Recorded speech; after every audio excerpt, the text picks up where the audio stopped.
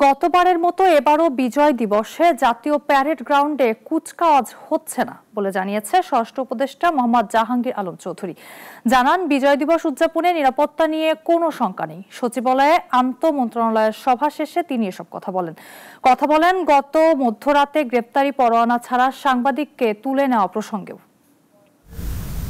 অন্তর্বর্তীকালীন সরকার ক্ষমতা আসার পর দ্বিতীয়বার আর ৫৫তম বিজয় দিবস উদযাপন করতে যাচ্ছে সরকার। প্রতি বছর দিবসটিকে ঘিরে সরকারের তরফ থেকে নেওয়া হয় নানা কর্মসূচি। বিজয় দিবসে সবাই যেন ভালোভাবে উদযাপন করতে পারে, আপনারাও করবেন, আমরাও করব, সবাই করবে, দেশবাসী করবে। অন্তর্বর্তী সরকারের প্রথম মেয়াদে বিজয় দিবসের নানা কর্মসূচি পালন করলেও ছিল না জাতীয় প্যারেড গ্রাউন্ডে কুচকাওয়াজ অনুষ্ঠান। বিজয় দিবস উপলক্ষে আন্তঃ মন্ত্রণালয় সভা শেষে স্বরাষ্ট্র উপদেষ্টা জানান, এবারও থাকছে না প্যারেড গ্রাউন্ডে কুচকাওয়াজ।